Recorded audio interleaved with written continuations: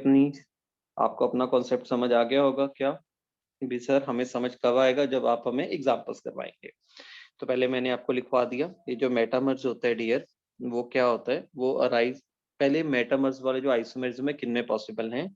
ये पॉसिबल होता है जो पॉलीवेलेंट एटम होंगे या फंक्शन ग्रुप्स होंगे। पॉलीवेलेंट एटम्स का मतलब ये होता है डियर, जिन फंक्शन ग्रुप की या जिन एटम्स की वैलेंसी एक से ज्यादा हो, जैसे ईथर है। अगर आप ईथर को ऑब्जर्व करोगे तो ईथर के दोनों तरफ कार्बन चेन को अटैच किया जा सकता है, तो ईथर डाइवेलेंट है। ठीक है, अब जैसे एल्डिहाइड ग्रुप है, तो एल्डिहाइड तो बेटा मोनोवेलेंट हो गया ना, क्योंकि उसकी वैलेंसी तो एक ही है, वो एक ही तरफ से कार्बन चेन के साथ अटैच किया जा सकता है। तो जितने भी मेटामर्स होते हैं वो उन फंक्शन ग्रुप में पॉसिबल होंगे जो फंक्शन ग्रुप्स हमारे पास पॉलीवेलेंट्स होंगे। और जो सेकंड पॉइंट, जो मेटामर्स होते हैं बेटा वो सेम होमोलॉग सीरीज को बिलोंग करते हैं। मतलब अगर एक कंपाउंड इथर है तो उस जो उसका मेटामर्स होगा वो इथर फैमिली का ही होगा। क्लियर है? तो अब मैंने फिर कुछ एग्जांपल्स लिख दिए जिनमें हमें मेटामेरिज्म ऑब्जर्व होता है। चलो अब एग्जांपल्स करके देखते हैं बेटा जी। हाँ देव, मैंने यहाँ पे एक सेक्टर डाला बेटा। अब जब मैं आपको एग्जांपल्स लिखवाऊंगा तो आपको क्लियर हो जाएगा बेटा इसके बारे में भी कौन कौन से मेटामर्स होते हैं। ठीक है, काफी एग्जांपल्स करवाने वाला हूँ आप लोगों को। देखिए, तो हाँ जी, और एक चीज का ध्यान रखिएगा, जब हमारे पास कोई कंपाउंड सपोज करो मेटामर्स है, ठीक है, तब हम क्या बोलते हैं, तो chain isomers and position isomers are neglected. इसका मतलब क्या है, मान लो एक कंपाउंड आपको ऐसा दिखाई दे रहा है, वो चेन आइसोमर्स भी है और मेटामर्स भी है, क्योंकि दो कंपाउंड्स में ना एक से ज्यादा रिलेशन हो सकते हैं। तो अगर वो चेन आइसोमर भी बन रहा है, मेटामर्स भी बन रहा है, तब हम उसको मेटामर्स बोलेंगे। तभी मैंने यहाँ पे बहुत इंपॉर्टेंट पॉइंट लिखवा दिया भी, ड्यूरिंग मेटामेरिज्म हम लोग चेन आइसोमेरिज्म और पोजीशन आइसोमेरिज्म को क्या करते हैं, निग्लेक्ट करके चलते हैं। ठीक है, अब एग्जांपल्स से हेल्प से समझने की कोशिश करते हैं भी है क्या बेसिकली ये चीज। जैसे मान लेते हैं फॉर एग्जांपल ईथर की बात करता हूँ। मेरे पास एक कंपाउंड ये है, ठीक है, और एक कंपाउंड मेरे पास ये आ गया। तो ये मेरे पास क्या आ गया माय डियर, ये मेरे पास आ गया मेटामर्स। मेटामर्स कैसे आया, तो इसमें जो ग्रुप लगा हुआ है वो कौन सा लगा हुआ है, ओ लगा हुआ है। यहाँ पे भी ऑक्सीजन, सॉरी, हाँ, यहाँ पे अगर ऑब्जर्व करते हैं तो इस तरफ जो ग्रुप लगा हुआ है वो, हाँ, अब यहाँ पे ऑब्जर्व करो, तो इस केस में भी यहाँ पे ऑक्सीजन लगा हुआ है। ठीक है, ऑक्सीजन आपको पता है दोनों तरफ सिंगल बॉन्डेड वाले कार्बन से अटैच्ड है, तो ईथर फंक्शन ग्रुप हो गया। अब आप अगर आप विजुलाइज करोगे तो इसके एक तरफ यहाँ पे 2 कार्बन है, यहाँ पे 2 कार्बन है, इसके एक तरफ 1 कार्बन है, एक तरफ यहाँ पे 3 कार्बन है। तो दोनों कंपाउंड्स में क्या हो रहा है, जो आपके पास फंक्शन ग्रुप है उसकी दोनों तरफ कार्बन की चेन क्या हो रही है, चेंज हो रही है। तो अगर आपके पास एक ऐसा दो आइसोमर ऐसे हैं जिनका मॉलिक्यूलर फॉर्मूला सेम है, सेम फंक्शन ग्रुप है, पर जो फंक्शन ग्रुप है उसके दोनों तरफ जो एल्काइल ग्रुप है उसका नेचर चेंज हो रहा है, तो इसका मतलब वो आपस में क्या होंगे, मेटामर्स होंगे। ठीक है, ऐसे ऐसे मान लो थायो ईथर का एग्जांपल ले लेते हैं, यहाँ पे मैंने सल्फर लगा दिया, तो ये भी पॉलीवेलेंट फंक्शन ग्रुप है। अब क्या किया, एक तरफ 3 कार्बन कर दिया और एक तरफ 1 कार्बन कर दिया। यहाँ पे भी फंक्शन ग्रुप के दोनों तरफ कार्बन एटम का अरेंजमेंट चेंज हो रहा है, तो ये भी हमारे पास मेटामर्स बना। ऐसे मान लो सल्फोनेट एस्टर्स आ गया, यहाँ पे C double S double bond O O, यहाँ पे बेटा सी लगा हुआ है, ये कंपाउंड है। अब मैंने क्या किया, सी, यहाँ पे S double bond O, double bond O, O इस तरफ 2 कार्बन्स लगा दिए। तो क्या हो रहा है, देखो अरेंजमेंट चेंज हो रहा है ना बेटा अपने पास। जो फंक्शन ग्रुप है उसके अक्रॉस जो एल्काइल ग्रुप है उसका नेचर चेंज हो रहा है, तो उन तो वो कंपाउंड्स का आपस में रिलेशन क्या होता है, मेटामर्स होता है। अब जैसे एनहाइड्राइड्स देखो, आपको बताता हूँ, ये मेरे पास एनहाइड्राइड है, ठीक है, ये बना एनहाइड्राइड। क्लियर है? आपको पता है एनहाइड्राइड होता है C double bond O, single bond O, C double bond O. अब क्या किया हम लोगों ने, एक तरफ 1 कार्बन कर दिया, अब एनहाइड्राइड ऐसे बना दिया। ठीक है, इस तरफ कितने कार्बन कर दिए, 3 कार्बन कर दिए, तो ये भी हमारे पास क्या बन गया, मेटामर्स बन गया। क्योंकि डियर ये एनहाइड्राइड है और ये वाला पार्ट भी एनहाइड्राइड है। पर पहले वाले केस में क्या था, ये जो एनहाइड्राइड बना हुआ था इसके लेफ्ट हैंड साइड पे 2 कार्बन है, राइट हैंड साइड पे 2 कार्बन है, और जो दूसरा कंपाउंड बनाया उसके एनहाइड्राइड पे एक तरफ बेटा 1 कार्बन है और एक तरफ 3 कार्बन है डियर। तो जो फंक्शन ग्रुप बना रहे हैं उसके दोनों जो 2 एनहाइड्राइड मैंने बनाए हैं उनके दोनों, उनकी तरफ, ठीक है, उनके अलोंग जो एल्काइल ग्रुप का नेचर क्या हो रहा है, चेंज हो रहा है। ओके, राइट, बोलो समझ आ रहा है सबको ये? अब ऐसे देखो अमाइंस की बात करते हैं। तो एग्जाम्पल करवाने में तो आपको पता है हम लोग बहुत तेज हैं, मैं एग्जाम्पल्स के बिना तो अपना काम चलता ही नहीं है। जैसे मान लीजिए मेरे पास ये वाला माइंस था, काफी बढ़िया एग्जाम्पल होता है। कौन से डिग्री का माइन है डियर? ये 2 डिग्री का माइन है। अब अगर इसका मैंने मेटामर्स बनाना है तो मैं क्या करूंगा, मुझे अमाइंस की डिग्री तो सेम रखनी पड़ेगी। क्यों भाई? क्योंकि अगर अमाइंस की डिग्री चेंज कर दी फिर तो बेटा वो फंक्शनल आइसोमर बन जाता ना मेरे पास। ठीक है, फिर तो फंक्शनल आइसोमर्स बन जाता। और हमने क्या बोला था, जो मेटामर्स होता है वो सेम होमोलॉग सीरीज में होता है, सेम फैमिली में होता है। तो अगर पहला कंपाउंड 2 डिग्री अमाइन है तो दूसरा भी 2 डिग्री अमाइंस होना चाहिए अपने पास। ठीक है, ओके। ऐसे देखो, जैसे मान लो मेरे पास यहाँ पे नाइट्रोजन था, नाइट्रोजन में यहाँ पे 3 कार्बन थे, यहाँ पे 1 कार्बन, यहाँ पे 1 कार्बन। तो कौन से डिग्री का अमाइन बना? ये 3 डिग्री अमाइंस बना। और हमने जाके क्या कर दिया, कार्बन कार्बन एक नाइट्रोजन को बीच में कर दिया, यहाँ पे 2 कार्बन, यहाँ पे 1 कार्बन लो। तो ये भी मेरे पास 3 डिग्री अमाइन है। तो अमाइन की डिग्री सेम रखी, पर एल्काइल ग्रुप का नेचर तो चेंज कर दिया मैंने, तो ये भी मेटामर्स बने। ऐसे ही मान लो एस्टर है, ठीक है। अ, जैसे हम बात बोले, जैसे मान लो कीटोन है, ये लो सी डबल बॉन्ड हो है, ये बना। ठीक है, कीटोन ग्रुप हुआ मेरे पास। क्लियर? अब मैंने इसको ऐसा बना दिया, तो सी डबल बॉन्ड होके दोनों तरफ क्या चेंज कर दिया, एल्काइल ग्रुप का नेचर चेंज कर दिया। अब बेटा ये जो आपको आइसोमेरिज्म दिखाई दे रहा है, ये जो दिखाई दे रहा है, ये आपके, आप क्या सोच रहे हो, अकेला मेटामर्स है? नहीं है ना। मेटामर्स के साथ साथ ये क्या बेटा, पोजिशनल आइसोमर्स नहीं है क्या ये? आया ना। क्यों भाई? अगर इसकी नेमिंग करोगे तो कीटोन सेकंड पोजीशन पे आएगा, इसकी नेमिंग करोगे तो कीटोन थर्ड पोजीशन पे आएगा। बट है तो ये पोजीशन भी है, बिल्कुल कोई दिक्कत नहीं है। पर अगर दो ऑप्शन आते हैं, अभी पोजीशन है कि मेटामर्स है, तो प्रेफरेंस किसको देंगे? मेटामर्स को प्रेफरेंस देंगे।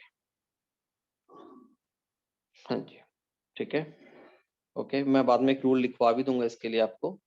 अब जैसे मान लो मेरे पास कोई एनहाइड्राइड है, एस्टर की बात कर देते हैं, ये वाला ग्रुप था, ये वाला ग्रुप था, ये एस्टर है मेरे पास। अब मैंने क्या किया, एक कार्बन को ना लेफ्ट हैंड साइड पे ले गया, यहाँ पे 3 थे, यहाँ पे 4 करके। अब यहाँ पे डबल बॉन्ड ओ सी बना दिया, 1 2 3 4 5, 1 2 3, ओ एक ज्यादा हो गया। तो इसको अगर हम बात करें तो 1 2 3 4, राइट, ये बन गया। तो ये भी आपस में क्या है, मेटामर्स बन गए।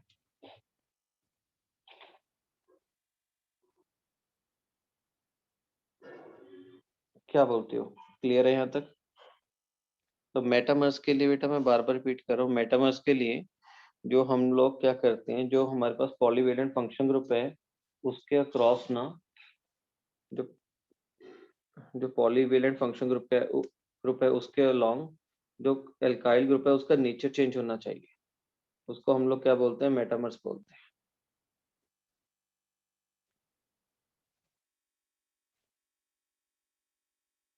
ओके स्टूडेंट्स, एक मिनट बेटा वेट करना।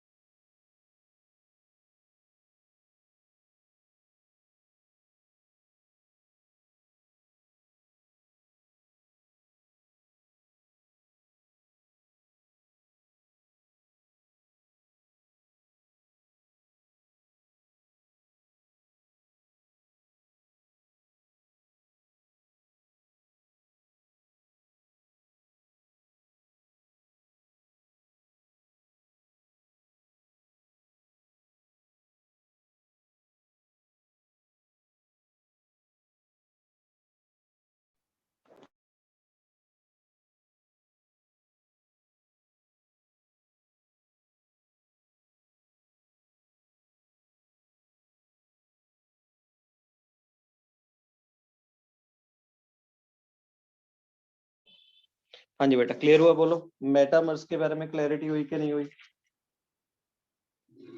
ठीक है, ओके, वेरी गुड,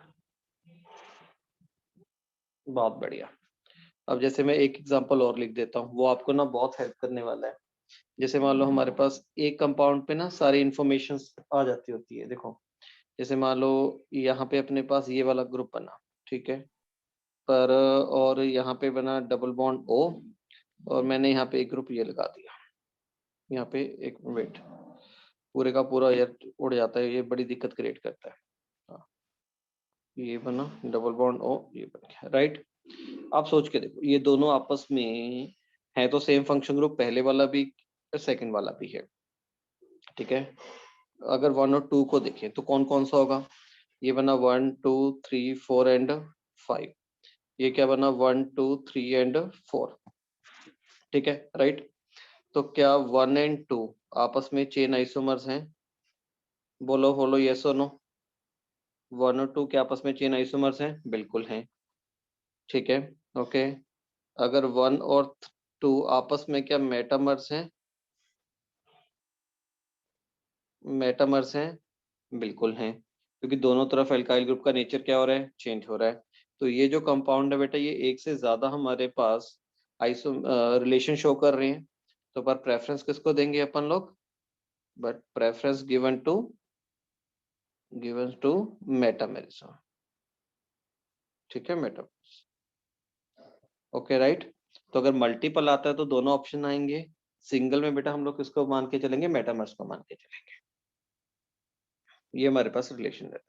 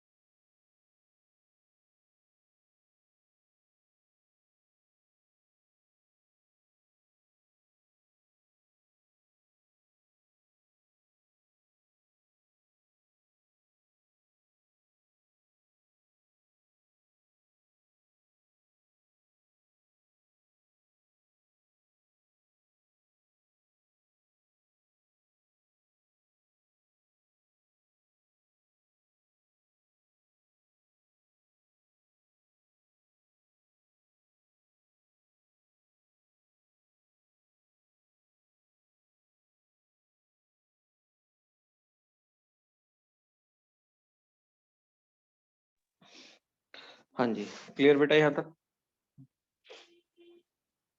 यहाँ तक बताइए, डन हो गया? तो मेटामर्स सबको क्लियर है? बहुत बढ़िया, ओके। तो चलिए नेक्स्ट आगे मूव करते हैं अपन लोग। बहुत फैंटेस्टिक परफॉर्मेंस दे रहे हैं बेटा आप सभी। तो यहाँ पे एक तो नोट भी लिख लीजिएगा, ठीक है।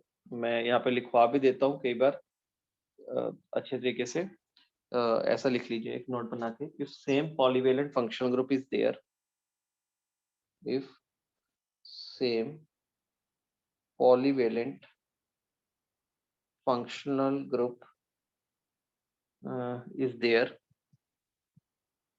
there in two or more organic compounds, two or more organic compounds, clear, okay.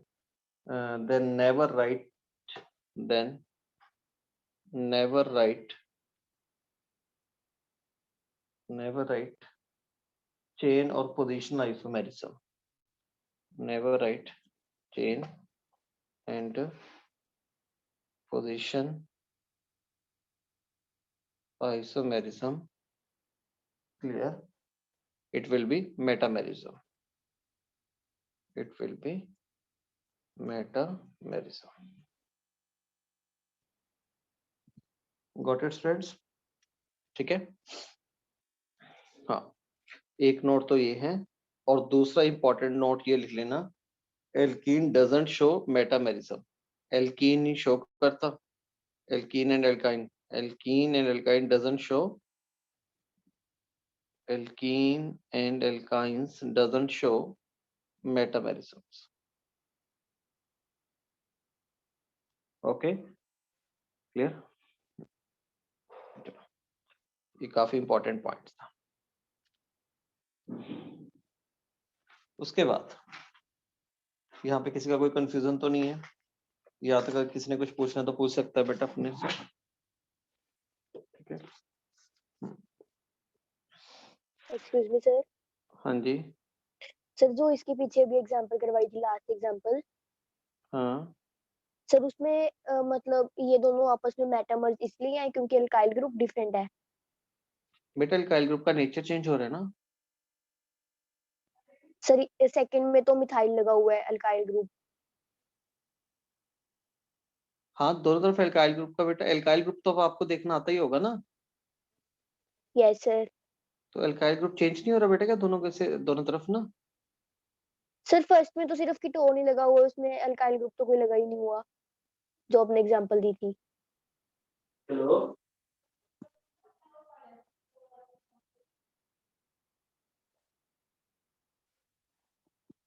क्या बोलो? सर हम क्या ये बोल रहे हैं जो इसमें फर्स्ट वाले में तो अल्काइल ग्रुप कोई लगा ही नहीं हुआ, कीटोन ही लगा हुआ है, functional group. Alkyl group functional group होता है बेटा क्या? नहीं सर वही बोल रहे हैं ना कि मतलब जो फर्स्ट कंपाउंड है उसमें सिर्फ फंक्शनल ग्रुप ही लगा हुआ है, अल्काइल ग्रुप तो कोई है ही नहीं। अब आपने बोला नहीं कि इनमें दोनों में अल्काइल ग्रुप डिफरेंट डिफरेंट है, इसलिए ये आपस में मेटामर्स हैं। ये क्या है, ये क्या बेटा, ये क्या है? ये मिथाइल है और जो इधर वाली साइड वाला है वो इथाइल है सर। प्रोपाइल है बेटा वो। Propyl, sorry. वो एल्काइल ग्रुप ही तो होता है। यस सर, ठीक है।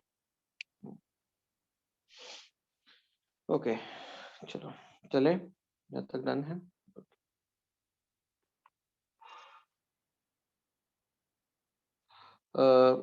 ये कर लिया बेटा अपन ने। ओके, अब लास्ट हमारे पास आइसोमेरिज्म आ गई है, टॉटोमेरिज्म।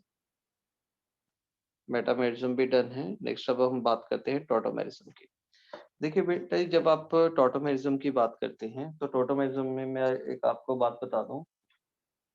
अभी जो टॉटोमेरिज्म है इसको हम लोग पूरा डिटेल के अंदर बेटा +2 के अंदर हम लोग फुल डिटेल के अंदर बात करने वाले हैं। यहाँ पे टॉटोमेरिज्म में सिर्फ एक एग्जांपल हम लोग यहाँ पे डिस्कस करेंगे और हम लोग टॉटोमेरिज्म नहीं करेंगे। इसको आपको +2 क्लास के अंदर फुल डिटेल में बताया जाएगा, ठीक है? ओके, तो या इसके अंदर मैं एक एग्जांपल आपको बताता हूँ, वो होता है कीटो इनॉल टॉटोमेरिज्म का, ठीक है? कीटो इनॉल टॉटोमेरिज्म बहुत बड़ा टॉपिक है डियर। टॉटोमेरिज्म वो तब तक समझ नहीं आ सकता जब तक हम लोगों ने रेजोनेंस ना किया हो, या फिर हम लोगों ने जब तक एसिडिक बेसिक रिएक्टर ना किया हो, तब तक टॉटोमेरिज्म का फील नहीं आता, ठीक है? अब देखिए एक एग्जांपल है जो आप लोगों को आनी चाहिए सिर्फ, ताकि जो हाइड्रोकार्बन में एक रिएक्शन आती है +1 में जहाँ पे टॉटोमेरिज्म यूज होता है, तो हम लोगों ने एक ही एग्जांपल को यहाँ पे कैरिड आउट करना है। अब देखिए कीटो इनॉल टॉटोमेरिज्म में क्या होता है, इसके लिए ना alpha hydrogen must be present, must be present. पहली कंडीशन तो ये है कि किनके अंदर होता है टॉटोमेरिज्म, जिनके अंदर अल्फा एच प्रेजेंट होगा। सेकंड, ये इंटर कन्वर्टेबल है, इंटर कन्वर्टेबल। इंटर कन्वर्टेबल का मतलब एक फॉर्म को दूसरी फॉर्म में कन्वर्ट कर सकते हैं, क्लियर है? थर्ड अगर मैं बात करूं,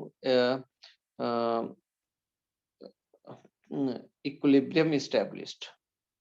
अगर इंटर कन्वर्टेबल है तो इसमें इक्विलिब्रियम इस्टेब्लिश्ड रहता है हमारे पास, इक्विलिब्रियम इस्टेब्लिश्ड, ठीक है? देखिए क्या होता है, जैसे मान लीजिए हमारे पास ये वाली फॉर्म है। अब सबसे पहले पता होना चाहिए भी अल्फा एच क्या है।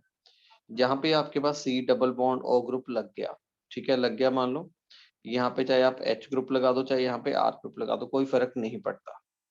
तो जो सी डबल बॉन्ड से नेक्स्ट वाला कार्बन है, उस कार्बन को हम लोग बोलते हैं अल्फा कार्बन, ठीक है? सी डबल बॉन्ड से जो नेक्स्ट वाला कार्बन है वो अल्फा कार्बन है। अब होता क्या है टॉटोमेरिज्म के दौरान, क्या होता है, ये जो अल्फा पोजीशंस पे जो H लगा हुआ है, यहाँ से H एज एच पॉजिटिव निकलता है, यहाँ से जो हाइड्रोजन है वो एज एच पॉजिटिव निकलता है, और ये जो बॉन्ड है वो ब्रेक करके यहाँ पे कार्बन कार्बन डबल बॉन्ड बना लेता है। मैं रिपीट कर रहा हूँ, जो अल्फा पोजीशन वाला डियर यहाँ पे जो CH बॉन्ड है उस बॉन्ड का क्लीवेज होता है, ठीक है। ये वाला बॉन्ड यहाँ पे टूट गया और ये जो C और H का जो बॉन्ड है, ये बॉन्ड क्लीव करके कार्बन कार्बन जो सिंगल बॉन्ड था वो डबल बॉन्ड में कन्वर्ट हो जाता है। अब आप इस चीज को देखो, इस कार्बन के साथ चेक करो कितने बॉन्ड्स बन गए, 1 2 3 4 एंड 5 बन गए। तो एक पाई बॉन्ड टूट के ऑक्सीजन के पास चला जाता है। तो क्या बना, अब इसकी नकल करनी है तो क्या बना, यहाँ पे बना CH2 रह गया, सिंगल बॉन्ड था वो किस में कन्वर्ट हो गया, डबल बॉन्ड में। तो डबल बॉन्ड इस कार्बन के साथ क्या लगा हुआ है, एक H लगा हुआ है, या फिर क्या बोल सकते हैं एक R लगा हुआ है। और ये जो डबल बॉन्ड O था वो सिंगल बॉन्ड में कन्वर्ट हो गया O में। O के ऊपर आ गया नेगेटिव चार्ज, यहाँ से H पॉजिटिव निकल गया तो यहाँ पे क्या बन गया, OH। तो ये अपने पास बन गया। क्लियर? देखो समझ के देखो, मैंने क्या बोला यहाँ से, ये जो अल्फा पोजीशन है यहाँ से बेटा H एज H पॉजिटिव निकलता है, ठीक है। ये जो कार्बन और H का बॉन्ड था टूट के यहाँ पे आ जाता है। यहाँ पे कार्बन कार्बन में सिंगल बॉन्ड था, वहां पे कौन सा बॉन्ड बन गया, डबल बॉन्ड बन गया। तो ये जो C डबल बॉन्ड O वाला कार्बन है इसके साथ टोटल 5 बॉन्ड्स बन गए, कार्बन 4 बॉन्ड्स बनाता है तो एक पाई बॉन्ड टूट के ऑक्सीजन के पास चला गया। तो ऑक्सीजन के ऊपर नेगेटिव आ गया और जो यहाँ से H पॉजिटिव निकल रहा था वो किसके जाकर जुड़ गया, ऑक्सीजन के साथ जाकर अटैच हो गया। इसको बोलते हैं बेटा हम लोग कीटो फॉर्म, इसको हम लोग बोलते हैं इनॉल फॉर्म। तो ये जो कीटो और इनॉल होता है ये आपस में कैसे रहते हैं, इन इक्विलिब्रियम में रहते हैं, इंटर कन्वर्टेबल फॉर्म है। तो इस टाइप के आइसोमेरिज्म को हम लोग क्या बोलते हैं, टॉटोमेरिज्म बोलते हैं। मतलब याद रखिएगा टॉटोमेरिज्म के लिए स्टूडेंट्स क्या होना जरूरी है, अल्फा हाइड्रोजन का होना जरूरी है, ये दोनों इंटर कन्वर्टेबल्स हैं और इक्विलिब्रियम स्टैब्लिश्ड होता है, ठीक है। बाकी जितने भी आपके पास आइसोमर्स थे वो इंटर कन्वर्टेबल नहीं थे यार, वो तो एक आइसोलेटेड फॉर्म में एग्जिस्ट करता है, एक मॉलिक्यूल अलग फॉर्म में दूसरा मॉलिक्यूल अलग फॉर्म में होता है, राइट डियर। तो आई थिंक सबको क्लियर हो गया होगा ये टॉटोमेरिज्म के बारे में। सिर्फ हम लोगों ने एक लौता यही एग्जांपल करना है और इसके बारे में आपको पता होना चाहिए। नहीं नहीं बेटा, अल्फा एच बेटा क्या होता है, अल्फा एच वो होता है जो C डबल बॉन्ड O है ना, पहले अल्फा एच को देखना सोचो। ये जो C डबल बॉन्ड O है इसके नेक्स्ट वाला जो sp3 हाइब्रिडाइज्ड कार्बन है ना, उस कार्बन को अल्फा कार्बन बोलते हैं। अगर कंपाउंड के पास अल्फा एच है तभी वो टॉटोमेरिज्म क्या करेगा, शो करेगा, ठीक है। अब जैसे मान लो मैं यहाँ पे क्वेश्चंस बना देता हूँ, क्वेश्चंस जो भी आपको डाउट आता है उसका क्वेश्चन बना लिया करो। Calculate total number of alpha H, total number of alpha H. हमने बोला total number of alpha H को काउंट करो। जो पहला मॉलिक्यूल मैंने आपको दिया वो था CH3 C double bond OH, ये वाला मॉलिक्यूल था। सेकंड मॉलिक्यूल हमारे पास कीटोन है, CH3 C double bond OCH3, ये सेकंड मॉलिक्यूल बना। थर्ड मॉलिक्यूल मेरे पास CH3 C double bond O CH2 CH3, लीजिए ये तीन मॉलिक्यूल्स हमारे पास हैं। अब इस मॉलिक्यूल में हम लोगों ने अल्फा एच को आइडेंटिफाई करना है। अब अल्फा एच को कैसे आइडेंटिफाई करेंगे, ठीक है। यहाँ पे C डबल बॉन्ड से नेक्स्ट वाला कार्बन अल्फा कार्बन है तो इसके पास अल्फा हाइड्रोजन कितने हुए, 3 हुए, क्लियर है, ठीक है। C डबल बॉन्ड से नेक्स्ट वाला कार्बन ये भी अल्फा ये भी अल्फा, तो इसके पास अल्फा हाइड्रोजन कितने हुए, 6 हुए, क्लियर है। तो नेक्स्ट वाले में देखो C डबल बॉन्ड से नेक्स्ट वाला ये भी कार्बन अल्फा ये भी अल्फा है, तो यहाँ पे अल्फा हाइड्रोजन कितने हुए हो गए स्टूडेंट्स, 5 हो गए, अल्फा हाइड्रोजन बिकम 5। तो इसका मतलब क्या है, हमने क्या किया यहाँ पे विद, तो मैंने आपको ये बता दिया अल्फा हाइड्रोजन को काउंट करना आपको सिखा दिया बस, ठीक है। यही डाउट था भी कि ये नहीं पता लग रहा था एग्जैक्टली अल्फा एच हमारे पास क्या होता है, ओके। उसके बाद स्टूडेंट्स एक चीज को याद रखिएगा, बड़ी मस्त चीज आपको बताता हूँ, ऑलवेज रिमेम्बर, बस खत्म कर रहे हैं इसको स्ट्रक्चरल आइसोमर्स को, ऑलवेज रिमेम्बर क्या, RTF MCP, RTF MCP। पहले इसका कोई निमोनिक्स समझाओ, बनाओ फटाफट भी इसका, इसका कोई निमोनिक्स बनाओ।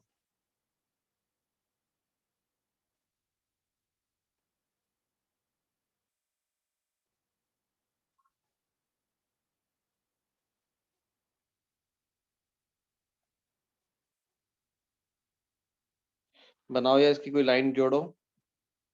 कोई निमोनिक्स बनाओ, सोचो सोचो, 1 मिनट लगाओ इस पे। ये हमने याद करना है, RTFMCP। क्या बना है RT का? रो, रोता फालतू मेरी कार के पीछे, रिंग टोटो फंक्शन मरता चेन पोजीशन ना। कोई और बताओ। सर हाँ जी सर, राम तुम्हारे फल में कोक पा रहा है। रात तो फिल्म में, हाँ ये भी ठीक है यार। हाँ ये इस एक तो ये बना यार, देखो देख लेना। रात तो फिल्म, रात तो फिल्म में चप्पल पड़ी। हाँ ये सही है यार, चप्पल पड़ी, ऐसा याद रह जाता है यार। उल्टा सीधा सा बनाओ। रात तो फिल्म में चपेट पड़ी, ये भी कर सकते हैं। ठीक है, रात तो फिल्म में चपेट पड़ी भी, रात को फिल्म, जो फिल्म देख रहे थे उसमें चपेट पड़ी थी यार किसी के, ऐसे याद रख लो। आपने जैसा याद करना होगा वैसे याद कर सकते हैं।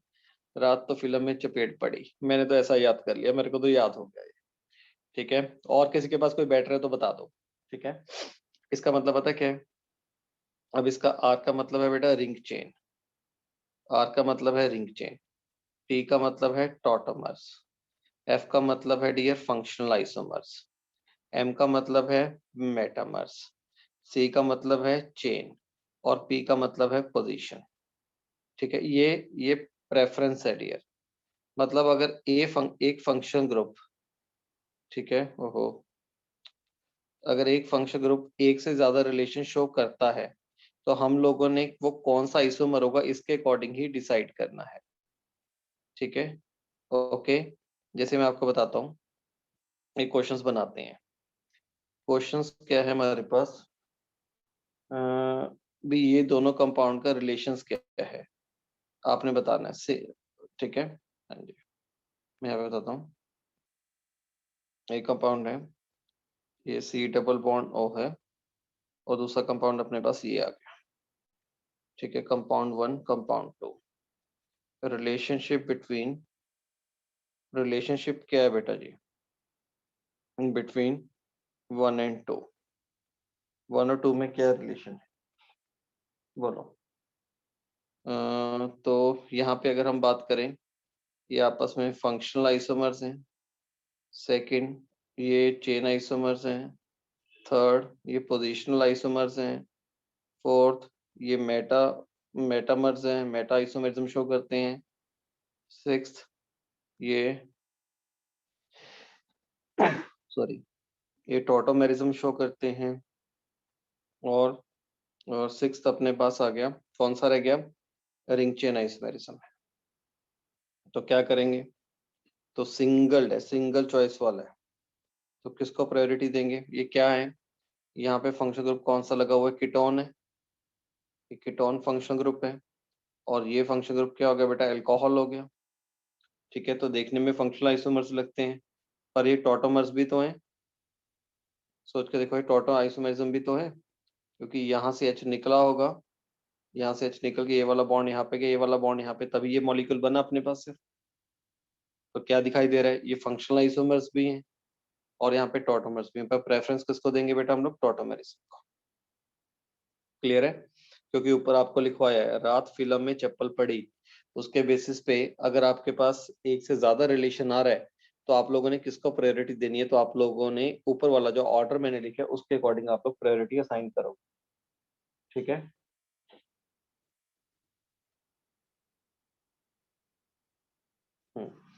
तो लिखो, इसको लिख सकते हैं, if if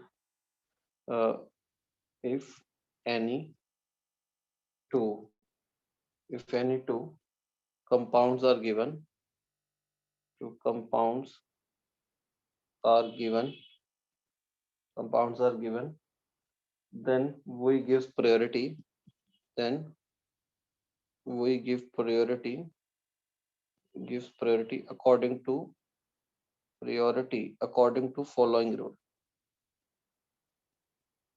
according to following rules। बोलिए, डन स्टूडेंट यहाँ तक?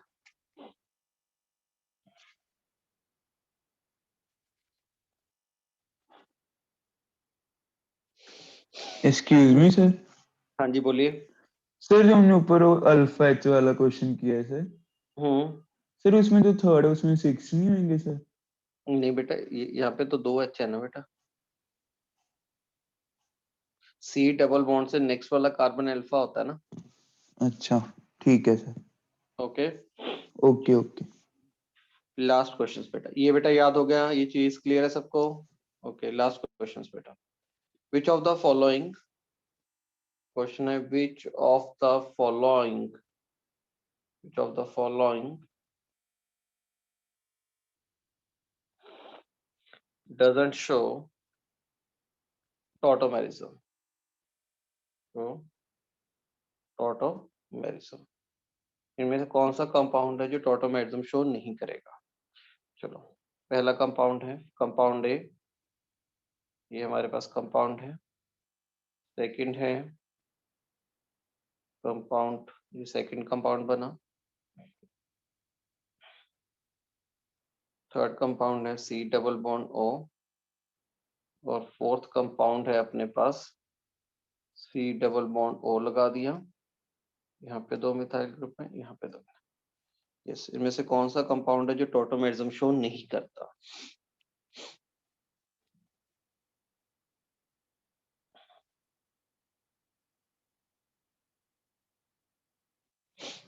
बोलो क्या आंसर आएगा, कौन सा कंपाउंड है जो टॉटोमेरिज्म शो नहीं करता? क्या चेक करोगे टॉटोमेरिज्म के लिए स्टूडेंट्स? इतना यार सुस्ती वाला काम चलेगा फिर कैसे काम चलने वाला? कल अकेले अमितोज का आंसर आया। ये मोहित आजकल कहाँ रहता है? अभी मोहित का कोई रिस्पॉन्स नहीं आता, क्या करता है मोहित तू? कुछ नहीं सर, क्लास ही लगा रहा हूँ। अच्छा, रिस्पॉन्स यस सर। करता तो कम कर रहा है। सर वो नोट्स में फिर थोड़ा लग जाता है टाइम। अच्छा हाँ, मेरे को यही लग रहा था। चलो बोलो फटाफट, शाबाश। कौन सा कंपाउंड है जो टॉटोमेरिज्म शो नहीं करेगा? Yes come on students, yes इसका आंसर आएगा विदुल, इसका आंसर आएगा बेटा फोर्थ। क्यों भाई? क्योंकि टॉटोमेरिज्म शो करने के लिए अल्फा एच का होना जरूरी है। क्या कर दिया? इसके पास तो अल्फा एच बैठे हुए हैं, 4 हैं, और अल्फा एच है पहले वाले कंपाउंड के पास। क्लियर है?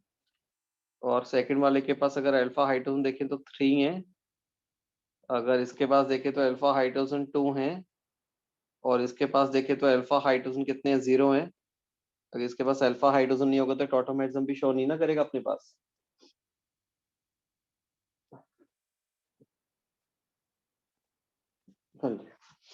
राइट यार, ओके वेरी गुड। तो यहाँ तक अपने पास हो गया, ये वाला पार्ट अपना डन है। तो हमारा स्ट्रक्चरल आइसोमेरिज्म बेटा मैंने आपको पूरा डिटेल में कंप्लीट करवा दिया। ठीक है, अब आप लोगों ने सॉल्विंग कर लीजिएगा स्ट्रक्चरल आइसोमेरिज्म वाले पार्ट की। डन स्टूडेंट्स, यहाँ तक क्लियर हुआ सबको? ओके राइट, नेक्स्ट हेडिंग बनाइए।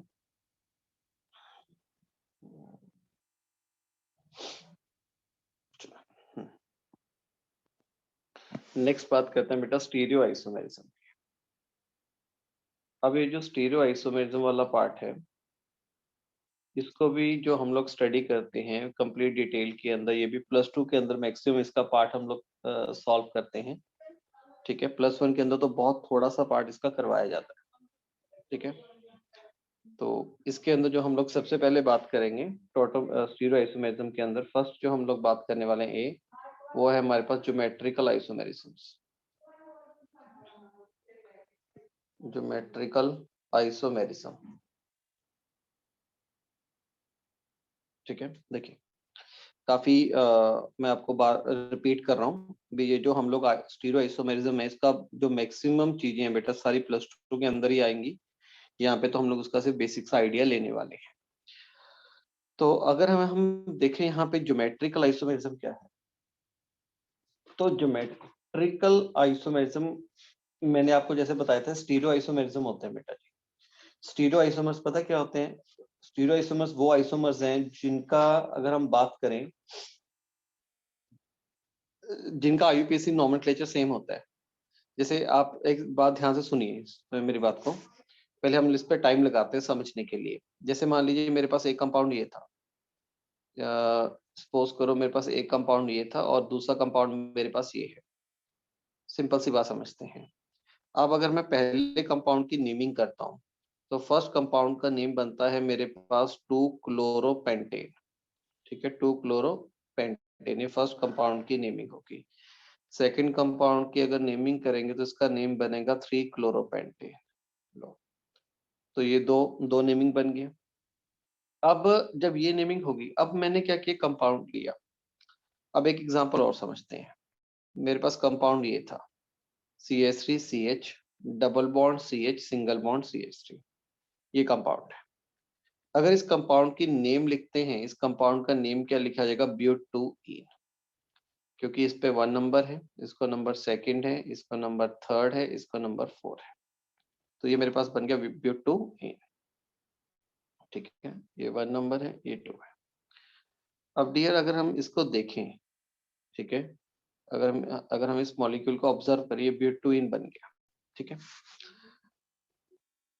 अब ये जो मॉलिक्यूल है इसको मैं 2 मेथड से रिप्रेजेंट कर सकता हूँ। क्या कर सकता हूँ, कार्बन कार्बन के बीच में डबल बॉन्ड है, राइट।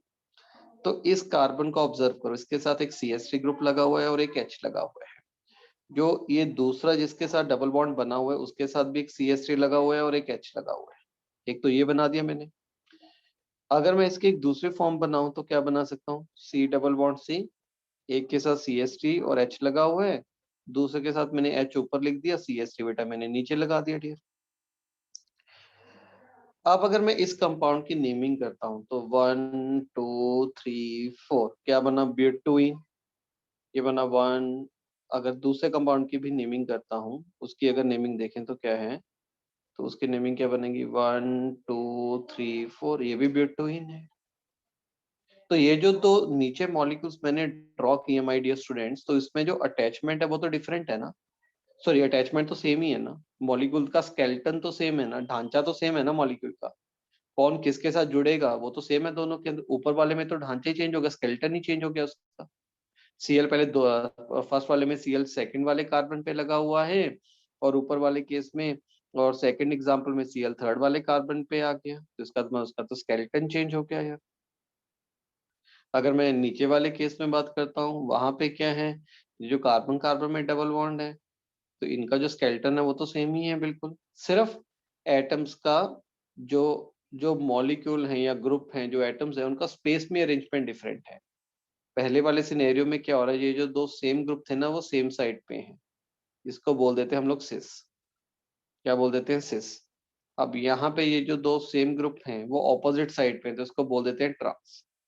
आपको याद होगा आप लोगों ने केमिकल बॉन्डिंग के अंदर भी हाँ थोड़ा बहुत आइडिया तो आपको बताया था सिस और ट्रांस। तो डियर ये जो दोनों आइसोमर्स हैं ना आपस में, ये जो 2 आइसोमर्स हैं ये स्टीरियो आइसोमर्स हैं, they are called stereo isomers. और ये जो ऊपर वाले जो आइसोमर्स हैं ये स्ट्रक्चरल हैं, स्ट्रक्चरल आइसोमर्स। स्ट्रक्चरल आइसोमर्स में ढांचा ही चेंज हो जाता है, स्केलेटन चेंज हो जाता है मॉलिक्यूल का। और जो हमारे पास स्टीरियो आइसोमर्स होते हैं उनमें स्केलेटन सेम रहता है, अटैचमेंट सेम रहता है, बस स्पेस में जो अरेंजमेंट है, स्पेस में जो अरेंजमेंट है वो डिफर करता है। जैसे यहाँ पे अगर ऑब्जर्व करोगे, यहाँ पे दो CH ग्रुप सेम साइड पे लगे हुए हैं और सेकंड वाले में ऑपोजिट साइड पे लगे हुए हैं, और जो मेन स्केलेटन है वो सेम है, कौन किसके साथ लगा होगा वो दोनों में सेम होगा, बस उनका स्पेस में अरेंजमेंट डिफर कर रहा है। तो इस टाइप के आइसोमर्स को हम लोग क्या बोल देते हैं, स्टीरियो आइसोमर्स बोलते हैं। क्लियर। तो आई थिंक सबसे पहले यहाँ तक बात क्लियर होगी, स्ट्रक्चरल और स्टीरियो के बीच में डिफरेंस क्लियर हो गया होगा भी क्या डिफरेंस होता है, राइट। अब स्टूडेंट्स अगर स्ट्रक्चर और स्टीरियो में डिफरेंस क्लियर हो गया, अब हम आगे मूव करते हैं। अगर आगे देखें तो ये आता है, तो इसके अंदर जो स्पेसिफिकली आपके साथ मैं बात करूंगा, ज्योमेट्रिकल आइसोमेरिज्म की बात करते हैं हम लोग। ज्योमेट्रिकल, वहां से हेडिंग हटा के ना यहाँ पे लिख लेना बेटा, ए ज्योमेट्रिकल आइसोमेरिज्म। तो इसके लिए सबसे क्रूशियल पॉइंट क्या है, possible in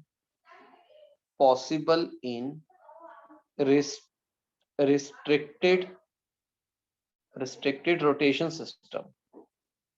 restricted rotation system, ये ज्योमेट्रिकल आइसोमेरिज्म उनमें पॉसिबल होता है जिनमें रोटेशन रिस्ट्रिक्टेड होती है।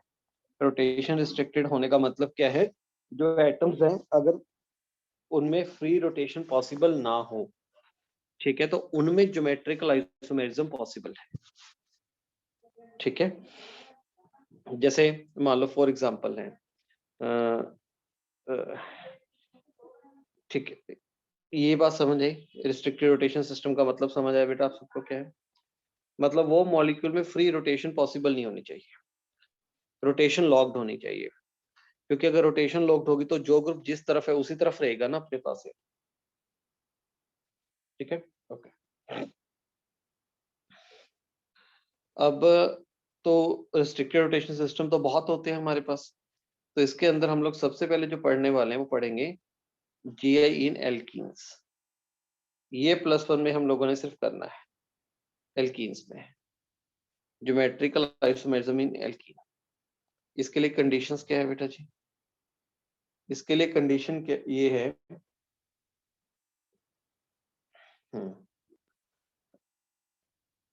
भी each carbon of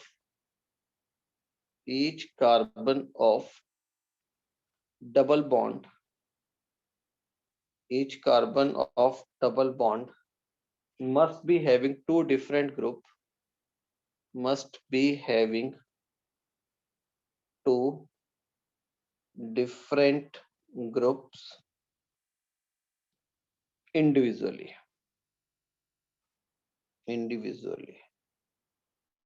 इस पॉइंट को याद रखना है। हाँ, सेकेंड पॉइंट क्या लिख सकते हैं, इन बोथ कंपाउंड्स जो ज्योमेट्रिकल आइसोमर्स होंगे, in both compounds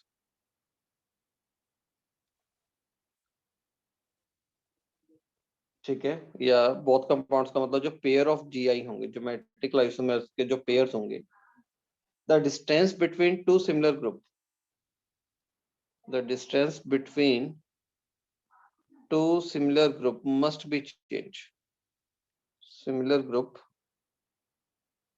must change। देखो मैं आपको बताता हूँ, अभी थोड़ा इंटरेस्ट लेके पढ़ते हैं, बस लिखवाने वाला काम अपना हो गया खत्म। देखो सुनो सुनो सुनो ध्यान से, स्टूडेंट्स होता क्या है, जो एल्कीन होता है ना, एल्कीन के अंदर रोटेशन रिस्ट्रिक्टेड होती है। तो रोटेशन कैसे रिस्ट्रिक्टेड होती है उसको समझ लेते हैं। जैसे मान लो कोई, अगर मेरे पास कोई एल्कीन है, ठीक है, अगर हम बात करें एल्कीन के बारे में, तो एल्कीन में अपने पास क्या होता है, कार्बन कार्बन के बीच में, ये कार्बन था, यहाँ पे बेटा अपने पास क्या बना हुआ है, पाई बॉन्ड बना हुआ है। तो ये पाई बॉन्ड की वजह से ये साइड वाइज ओवरलैपिंग हो रही है इनमें। तो अगर साइड वाइज ओवरलैपिंग हो रही है जिसकी वजह से क्या हो रहा है, ये आपस में बंधे हुए हैं, तो इसका मतलब इस सिंगल बॉन्ड के अलोंग, ये जो कार्बन कार्बन के अलोंग सिंगल बॉन्ड है, तो फ्री रोटेशन नॉट पॉसिबल। क्यों भाई, सोच पा रहे हो भी फ्री रोटेशन पॉसिबल नहीं होगी इसमें यार? मुझे लगता है कोई डाउट ही नहीं होगा इसके अंदर। तो अगर दो चीजों को आप लोगों ने बांध के रखा हुआ है, आप इसको ऐसे समझ के चलिए भी, आपके पास दो रोड्स हैं, एक रोड आपके पास ये पड़ी है, एक रोड आपके पास ये पड़ी हुई है, आपने दोनों को बांध दिया, तो क्या आप इन रोड को रोटेट कर सकते हो? भी एक को फिक्स करके दूसरे को रोटेट कर सकते हो? नहीं कर सकते ना यार। सिचुएशन समझ आई? ऐसे ही एल्कीन में क्या होता है, पाई बॉन्ड बना होता है। पाई बॉन्ड कैसे बनता है, साइड वाइज ओवरलैपिंग से बनता है। अगर साइड वाइज ओवरलैपिंग से बनता है, इसका मतलब इसको हम लोग डबल बॉन्ड के अलोंग फ्री रोटेशन हम लोग नहीं दे सकते। तो अगर बेटा फ्री रोटेशन नहीं दे सकते, इसका मतलब जो ग्रुप जिस तरफ है उसी तरफ रहेगा। अब मैंने क्या बताया ऊपर, पॉइंट्स क्या बताया, देखो मैंने बताया भी, जो कार्बन कार्बन डबल बॉन्ड है, तो जो डबल बॉन्डेड वाला कार्बन है उनके साथ must be having two different group individually. जिन कार्बन के बीच में डबल बॉन्ड बना हुआ है ना, जैसे ये वाला कार्बन है, इसके साथ जो दो ग्रुप लगे होने चाहिए वो डिफरेंट होने चाहिए। जो दूसरा वाला कार्बन है उसके साथ भी जो दो ग्रुप लगे हुए हैं वो डिफरेंट होने चाहिए। ठीक है, मतलब डबल बॉन्डेड वाले कार्बन के साथ डिफरेंट ग्रुप होने चाहिए इंडिविजुअली। मतलब इसको देखना है पहले अकेला, इसके साथ दोनों डिफरेंट होने चाहिए, फिर इसको देखो, इसके साथ दोनों डिफरेंट होने चाहिए। ओके, अगर हम दूसरा देखें molecule, carbon carbon double bond है, यहाँ पे रखा ए, यहाँ पे रखा बी। ओके, यहाँ पे क्या कर गए, बी को ऊपर ले गए और ए को नीचे ले आए। अब दूसरा पॉइंट कैसे जस्टिफाई करोगे, कहते हैं आपको कैसे पता लगा दो कंपाउंड ज्योमेट्रिकल आइसोमर्स हैं। तो मैंने यहाँ पे सेकंड कंडीशन आप लोगों को बता दी। तो आप लोगों ने क्या करना है, दोनों कंपाउंड्स में ना जो दो सिमिलर ग्रुप लगे होंगे उनके बीच में डिस्टेंस निकाल लो। ये जो दो कंपाउंड है ना, इनमें जो सिमिलर ग्रुप है उनके बीच में डिस्टेंस निकाल लो। अगर उनके बीच में जो डिस्टेंस है वो चेंज हो रहा है तो इसका मतलब वो आपस में ज्योमेट्रिकल आइसोमर्स है। अब अगर मैं यहाँ पे देखूं तो यहाँ पे ए और ए के बीच में डिस्टेंस मान लो L1 है, और यहाँ पे ए और ए के बीच में डिस्टेंस कौन सा L2 है। ठीक है, अगर L1 यहाँ पे क्या है बेटा, नॉट इक्वल टू L2 आ रहा है, दो सिमिलर ग्रुप के बीच में मैंने डिस्टेंस ले लिया। पहले वाले के जो मॉलिक्यूल है उसमें सेम ग्रुप के बीच में डिस्टेंस L1 है और दूसरे वाले केस में L2 आ रहा है। L1 और L2 इक्वल आ रहे हैं कि नहीं आ रहे बताओ।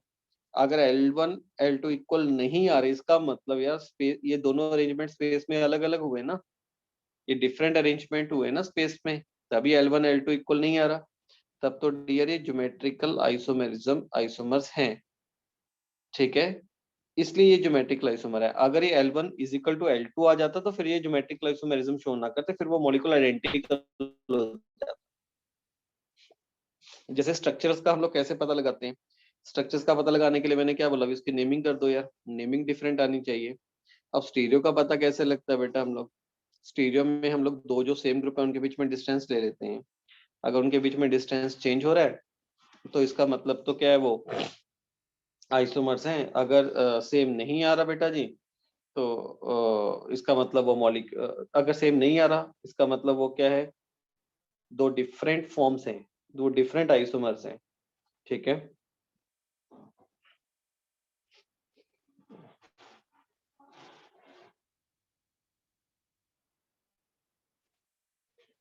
ओके डियर, क्लियर है यहाँ तक।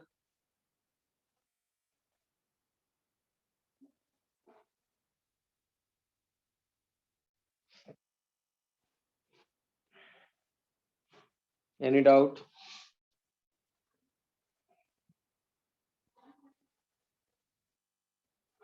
डन, चलो अब आपने बताना भी कौन कौन से कंपाउंड ज्योमेट्रिकल आइसोमेरिज्म शो करेंगे। चलो देखते हैं, क्वेश्चंस बनाता हूँ।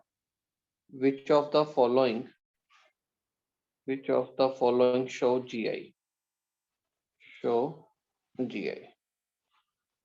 हाँ जी, अब ये आपका टेस्टिंग पॉइंट है, अभी आपको मेरी बात समझ आई कि नहीं है, ये अब आपने ये बताना है।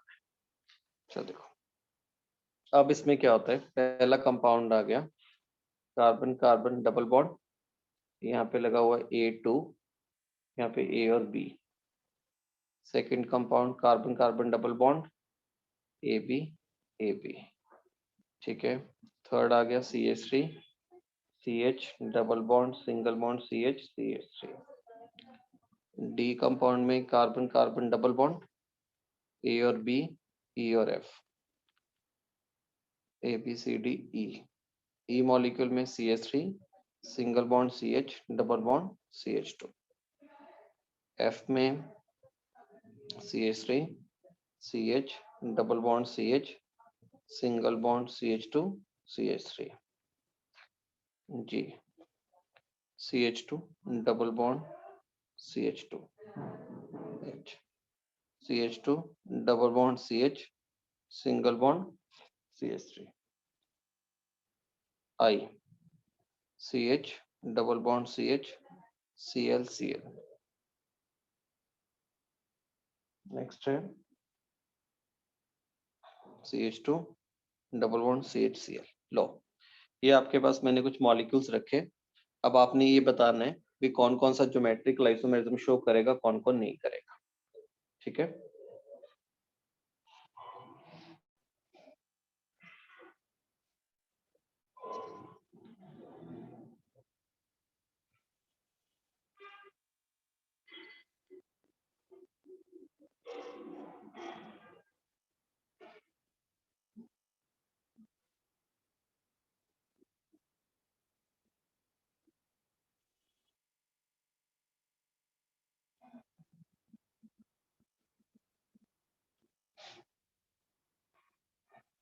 करो करो करो, शाबाश शाबाश शाबाश।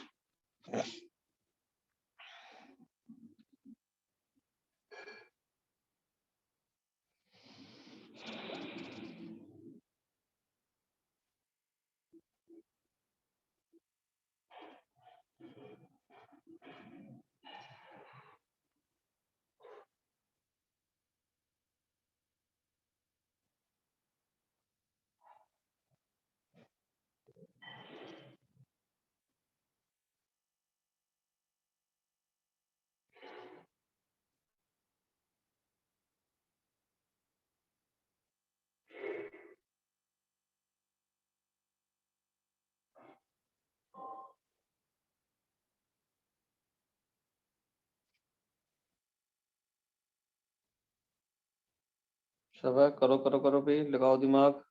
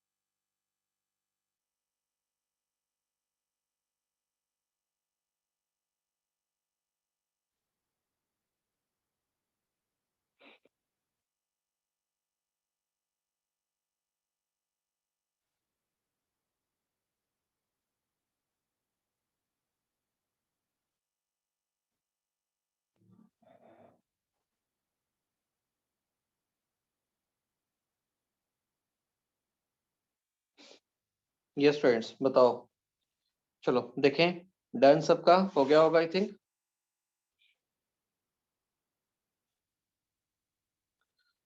चलो हाँ जी, देखते हैं। तो सबसे पहले जो फर्स्ट वाला मॉलिक्यूल है, कौन कौन सा ज्योमेट्रिक आइसोमरिज्म शो करेगा? फर्स्ट वाला नहीं करेगा।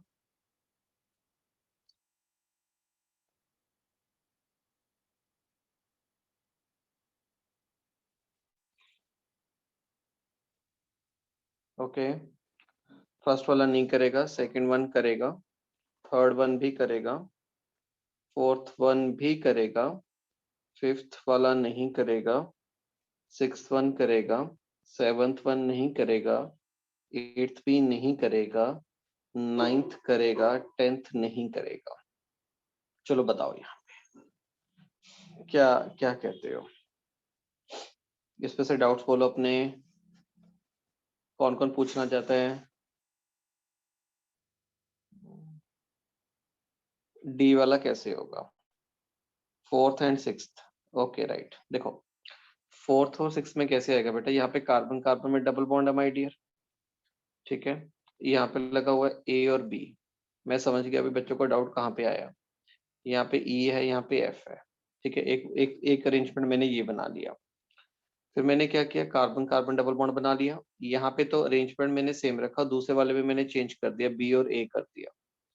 अब स्टूडेंट क्या होगा, कोई भी दो ग्रुप को सेम मान लो यहाँ पे ई और ए के बीच में रिलेशन देख रहे हो, तो ई और ए के बीच में अगर यहाँ पे लेंथ L1 है, तो यहाँ पे ई और ए के बीच में जो लेंथ L2 है, तो इस केस पे L1 is not equal to L2 है, तो इसका मतलब वो आपस में ज्योमेट्रिकल आइसोमर्स हुए हैं ना बेटा जी। माना ये दोनों ग्रुप सेम नहीं है, पर मैंने इनको अंडर ऑब्जर्वेशन रख लिया। अभी मैंने ई और ए के बीच में देखना है। आप मेरी बात समझे सभी स्टूडेंट्स? इसको मैंने ई और ए के बीच में कंसिडर कर लिया। फिर मैंने ई और ए के बीच में रेफरेंस चेक करना है, तो दूसरे मॉलिक्यूल में अगर ई और ए के बीच में अगर डिस्टेंस पहले जितना ही आ रहा है, जितना पहले वाले मॉलिक्यूल में, दूसरे वाले में भी उतना ही है, फिर तो मतलब वो ज्योमेट्रिकल आइसोमरिज्म है नहीं यार। अगर उतना नहीं आ रहा तो वो डेफिनेटली ज्योमेट्रिकल आइसोमरिज्म शो कर रहा है। क्या बोलते हो, क्लियर हुआ ये? इस एग्जांपल से आपका डाउट क्लियर हो गया होगा मेरे ख्याल से सब स्टूडेंट्स का। एक्सक्यूज मी सर, हाँ जी। सर अगर हम इसी मॉलिक्यूल में अगर डिस्टेंस हम ई और एफ में कंपेयर करें फिर तो वो दोनों में इक्वली आ रहा है ई और एफ में डिस्टेंस। बेटा बेटा तो क्या बात बोल दी यार, मैंने क्या बोला भी, एक इस कार्बन वाले ग्रुप को देखना और एक इस वाले कार्बन को देख, इनके बीच में तो डिस्टेंस सेम ही होगा बेटा, वो तो एक ही कार्बन के साथ लगे हुए हैं ना, यस सर। तो उनमें तो सेम ही होगा ना। तूने तो ये बात कर दी, एक रोड है ए और बी, अब उस रोड को उल्टा कर दिया, सर बताओ इनमें डिस्टेंस डिफरेंट आएगा कि सेम आएगा? वो तो बेटा सेम ही आएगा ना, यस सर। है ना, दूसरे वाले के कार्बन के रिस्पेक्टिव देखना है। Okay clear? सर। ओके, हाँ, ओके जी। और कौन सा डाउट था भी, बच्चे बोल रहे हो? नाइन्थ बोल रहे हो? नाइन्थ बोल रहे हो? कौन सा नाइन्थ? एफ वाला ना? हाँ, अब यहाँ पे देखो, ये जो प्रॉब्लम है, चाहे थर्ड ले लो, ये या फिर ये नाइन्थ वाला ले लो। देखो ये कार्बन कार्बन में डबल बॉन्ड है, इस कार्बन के साथ एक H लगा हुआ है, एक Cl लगा हुआ है, और इसी तरीके से इस कार्बन के साथ एक H और एक Cl लगा हुआ है। बताओ ये GI शो करेगा कि नहीं करेगा? करेगा।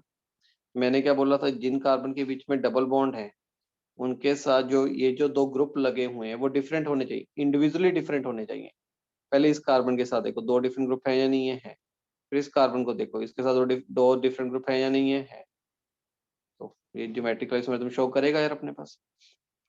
ऐसे सी वाले पार्ट में इस कार्बन को चेक करो, इसके साथ एक H ग्रुप लगा हुआ है और एक CH3 लगा हुआ है। ऐसे ही इस कार्बन के साथ एक H लगा हुआ है और एक CH3 लगा हुआ है। तो जिनके बीच में डबल बॉन्ड है उनके साथ डिफरेंट ग्रुप लगे हुए हैं ना सेपरेटली, इंडिविजुअली वो डिफरेंट डिफरेंट ग्रुप कैरी करके बैठे हुए हैं ना, तो इसका मतलब वो ज्योमेट्रिक आइसोमेरिज्म शो करेंगे। क्या बोलते हो, क्लियर है यहाँ तक? अब और किसी का कोई कंफ्यूजन है तो बोलो। सर एफ पार्ट वाला अभी भी क्लियर नहीं हुआ। कौन से वाला? एफ पार्ट वाला 6th। एफ पार्ट वाले में बेटा क्या दिक्कत है? ये वाला डबल बॉन्डेड वाला कार्बन है, यस सर। इसके साथ एक H ग्रुप लगा हुआ है, एक CH3 लगा हुआ है। हाँ जी सर। तो ये डबल बॉन्डेड वाला कार्बन है, इसके साथ एक H लगा हुआ है, एक इथाइल लगा हुआ है, अच्छा ठीक है सर। तो सर डिफरेंट ग्रुप एच लगे और हुए हैं एच बेटे। को देखेंगे। तो हाँ, ये ज्योमेट्रिक आइसोमेरिज्म शो करेगा। ठीक है सर। और बोलो। ई पार्ट, ई पार्ट में कैसे नहीं होगा? ई पार्ट में देखना अंदर, ये जो डबल बॉन्डेड वाला कार्बन था इसके साथ एक H लगा हुआ है, इसके साथ CH3 लगा हुआ है, इसके साथ तो दो डिफरेंट लग गए, पर ये जो दूसरे वाला कार्बन है इसके साथ तो दोनों जो ग्रुप लगे हुए हैं वो सेम ही लगे हुए हैं। अब इसको समझने की कोशिश कर, देख तूने क्या किया, कार्बन कार्बन था, एक कार्बन के साथ तो CH3 और H लगा हुआ है, दूसरे डबल बॉन्डेड वाले कार्बन के साथ दोनों H लग गए। ठीक है, हमने क्या किया, अब कार्बन कार्बन डबल बॉन्ड था, यहाँ पे CH3 रखा, यहाँ पे H रखा, तूने क्या किया, एक H को उल्टा दिया, बता, H को उल्टा दिया। अब सोच के देख, अब क्या कर, इस H में इस कार्बन का कोई ग्रुप ले लिया, H ले लिया, इस कार्बन का ग्रुप ले लिया, H ले लिया, इनके बीच में डिस्टेंस कितना है, L1 है। बाद में भी डिफरेंस कितना आ रहा है बेटा, ये L2 आ रहा है, तो L1 किसके इक्वल आ रहा है, L2 के इक्वल आ रहा है। तो इसका मतलब ये वाले मॉलिक्यूल्स के अपने पास आइडेंटिकल है, ये ज्योमेट्रिकल आइसोमेरिज्म नहीं है बेटा, ये मॉलिक्यूल आइडेंटिकल है, एक ही अरेंजमेंट है। क्या बोलते हो, क्लियर है कि नहीं है? Yes sir. तो आई थिंक सबको ये ज्योमेट्रिकल आइसोमेरिज्म वाला पार्ट भी डन हो गया। ओके, तो हमने जो ज्योमेट्रिकल आइसोमेरिज्म पढ़ना था, मैं स्टूडेंट्स आपसे डिस्कस कर रहा हूँ, ये जो हम लोगों ने ज्योमेट्रिकल आइसोमेरिज्म पढ़ना था +1 के अंदर, वो यही पढ़ना था। ठीक है, किसके अंदर, एल्कीन्स के अंदर। ओके, अच्छा एक सिस ट्रांस के बारे में जान लीजिएगा, सिस ट्रांस के बारे में बता देता हूँ। सिस ट्रांस ना एक लिमिटेड वर्जन होता है। देखो अगर हमारे पास मान लो ये कंपाउंड है, कार्बन कार्बन के बीच में डबल बॉन्ड है, यहाँ पे A लगा हुआ है, यहाँ पे B, यहाँ पे A, यहाँ पे B, और एक मॉलिक्यूल मैंने ये बना दिया ABBA। ठीक है, तो है तो ये दोनों ज्योमेट्रिकल आइसोमर, तो लिख लीजिएगा। तो अगर सेम ग्रुप सेम साइड पे हैं, सेम ग्रुप सेम साइड पे हैं, तो इस फॉर्म को लिखा जाता है सिस, अगर ये जो सेम ग्रुप हैं अगर वो ऑपोजिट साइड पे हैं, same group on opposite side, ठीक है, तो उसको हम लोग वर्ड यूज करते हैं, वहां पे ट्रांस वर्ड यूज किया जाता है। Use word trans. बोले क्या बोलते हैं, क्लियर है यहां तक?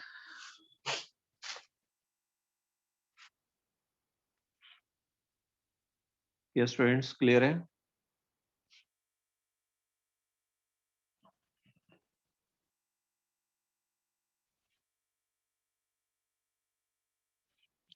किसी भी बच्चे का कोई कंफ्यूजन इसमें? मेरे ख्याल से तो नहीं होगा, मेरे ख्याल से तो नहीं होगा, राइट। तो ये अपना कंप्लीट हो गया ज्योमेट्रिकल आइसोमेरिज्म के बारे में, ठीक है। अब जो हमारे पास आता है, अब पहले सॉल्विंग के लिए देख लीजिए बेटा, भी वो बहुत जरूरी है, ठीक है।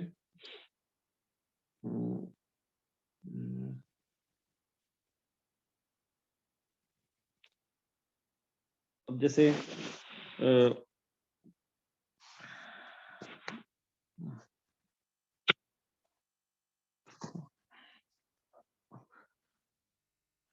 यहाँ तक क्लियर?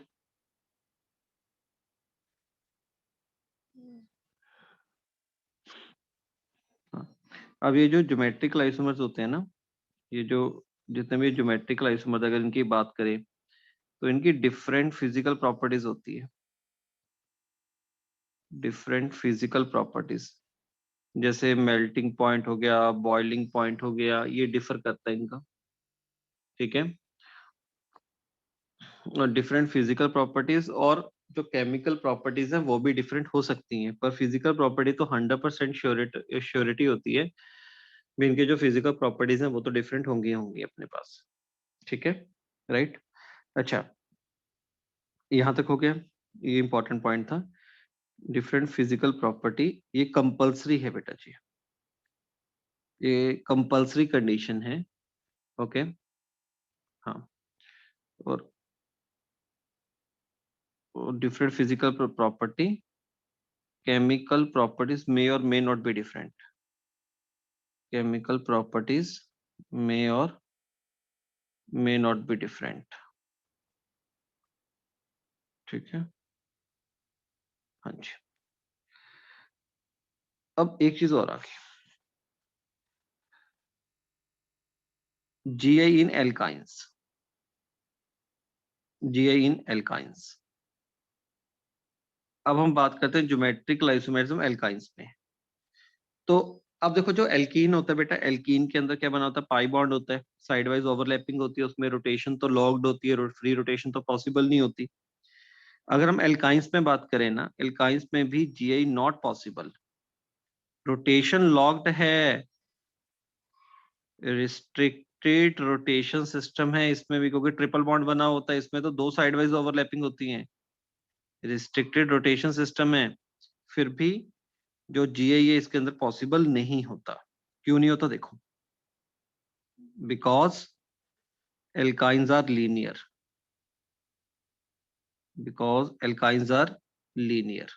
देखो सपोज करके देखो, एल्काइंस क्या होगा, कार्बन कार्बन में ट्रिपल बॉन्ड है, तो इसका हाइब्रिडेशन sp, इसका sp बेटा जी, यहाँ पे a लगा दिया, यहाँ पे b लगा दिया, ठीक है। एक दूसरा अरेंजमेंट और बना दिया, क्या कर दिया, कार्बन कार्बन ट्रिपल बॉन्ड है, a को इस तरफ कर दिया, b को इस तरफ कर दिया। अब सोचो, अगर इनके बीच में a और b के बीच में डिस्टेंस L1 है, यहाँ पे a और b के बीच में डिस्टेंस बेटा L2 है, तो L1 तो L2 के इक्वल ही आएगा ना यार, बेटा इक्वल है ना, रोटेशन तो लॉक्ड थी, ठीक है, रोटेशन तो लॉक्ड थी, पर है तो अरेंजमेंट लीनियर ही है अपने पास, तो इसका मतलब कोई दो दो डिफरेंट अरेंजमेंट तो बन ही नहीं सकते स्पेस के अंदर, तो जिसकी वजह से रोटेशन रिस्ट्रिक्टेड होने के बावजूद एल्काइंस में ज्योमेट्रिकल आइसोमेरिज्म पॉसिबल नहीं होता। उसका बेसिक रीजन ही यही है, क्योंकि जो एल्काइंस होते हैं they are linear in nature. Clear everyone?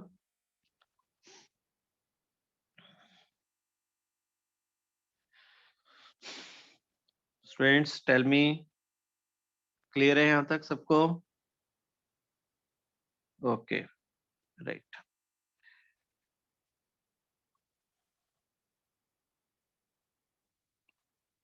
चलो, तो ये वाला एल्काइंस वाला पार्ट भी अपना डन है। अब स्टूडेंट्स, अब आपने क्या करना है, अब हम बात करेंगे कॉन्फर्मेशनल आइसोमर्स की। कॉन्फर्मेशनल आइसोमर्स, ठीक है, ये भी स्टीरियो आइसोमर्स का पार्ट है डियर, आपको बताया था। जैसे स्टीरियो आइसोमरिज्म को हम लोग 3 पार्ट में डिवाइड करते हैं, एक हमारे पास ज्योमेट्रिकल होता है, एक ऑप्टिकल होता है, और एक हमारे पास कन्फर्मेशनल आ गया। तो मैंने जो बात कर दी आपको ज्योमेट्रिकल के बारे में पूरा डिटेल बता दिया, ऑप्टिकल तो +2 के अंदर पढ़ना है। अब एक आइसोमेरिज्म रह गया हमारे पास, वो है कन्फर्मेशनल आइसोमेरिज्म, ठीक है। अब मैं आज आपको ज्यादा काम नहीं करवा रहा, आज मैं थोड़ा रिलैक्स रख रहा हूँ, ये हम लोग नेक्स्ट क्लास के अंदर स्टडी करेंगे, क्योंकि इतना आइसोमेरिज्म आपके लिए करना अभी सफिशिएंट है, क्योंकि इसमें 3D इमेजिनेशन ज्यादा लगती है कन्फर्मेशनल के अंदर। ये मेरे को लैपटॉप से पढ़ाना पड़ेगा आप लोगों को वीडियो ऑन करके, क्योंकि एक 3D पिक्चर आपको समझानी है, तो ऐसे सिंपल सा लिख के बेटा हम लोग उसको नहीं कर पाएंगे, ठीक है। अब आता है सॉल्विंग का। सॉल्विंग का क्या करना है, एक्सरसाइज 0 का जो एक्सरसाइज 0 है उसका ए पार्ट कंप्लीट करना है बेटा आपने। होमवर्क ले लीजिए सभी स्टूडेंट्स, होमवर्क मस्ट है आपका। कोई कल भी क्लास नहीं है, संडे भी नहीं है, ठीक है। कल क्लास है नहीं है, तो अपना होमवर्क क्या है, एक्सरसाइज 0 का ए पार्ट कंप्लीट करना है। ये आइसोमेरिज्म की बात कर रहा हूं मैं, नॉमेनक्लेचर तो आप सभी ने सॉल्व करके रखा हुआ है यार, ठीक है। एक्सरसाइज 0 का पार्ट ए का complete, exercise 0 part A complete, and exercise 0 के बी पार्ट के फर्स्ट 4 क्वेश्चंस, ठीक है। एक्सरसाइज 1 ए पार्ट कंप्लीट, ओके। और जो बी पार्ट है उसके फर्स्ट 10,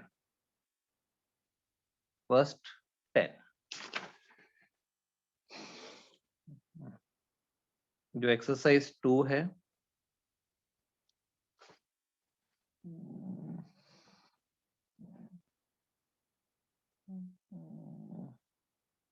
एक्सरसाइज 2 के लिए अभी रुक जाओ। एक्सरसाइज 2 में ज्यादा क्वेश्चन है बेटा उसके टॉटोमेरिज्म्स के, जो +2 में करने वाले हैं।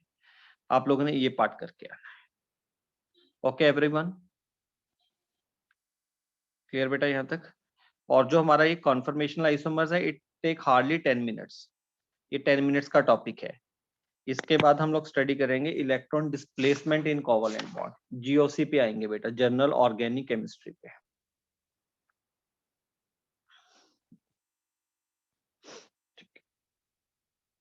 हाँ जी बोलिए, यहाँ तक क्लियर है सबको। तो अभी आपके पास 2 डेज है बेटा, 2 डेज के अंदर जितना भी ऑर्गेनिक का आपका कंटेंट है उस सबको सॉल्व करके रख लीजिए, कंप्लीट सॉल्विंग करके रख लो, ताकि नेक्स्ट वीक के अंदर हम लोग इसका डिस्कशंस कर लें, ठीक है। जिनका नेमिंग कंप्लीट नहीं है वो नेमिंग भी करके रख लो। नेमिंग के भी क्वेश्चंस भेजता हूँ, कुछ एक्सरसाइज 0 के तो भेज दिए थे, उसमें से चेक कर लीजिएगा, हो सकता है 1-2 गलतियां हों शायद उसमें, तो उसको हम लोग डिस्कशंस के दौरान हम लोग क्लियर कर लेंगे, ठीक है। अगर आपको उसमें कोई कॉन्ट्राडिक्शन आता है तो उसके अकॉर्डिंग अपना आंसर चेंज मत करना, पर काफी आंसर उसमें सही है। तो ये हो गया। और आइसोमेरिज्म का डिस्कशंस भी बेटा नेक्स्ट क्लास में, आपके पास टेस्ट में भी आ रहा है आइसोमेरिज्म, तो आपके पास पूरा मैंने आपको 1 वीक पहले ही कंप्लीट करवा दिया, अच्छा खासा टाइम है, अब इसको कंप्लीट करके रख लीजिएगा, ठीक है। नेक्स्ट क्लास में हम लोग जीओसी को स्टार्ट करने वाले हैं, ओके एवरीवन, राइट। चलिए ठीक है, ओके स्टूडेंट्स, मिलते हैं बेटा फिर नेक्स्ट क्लास में।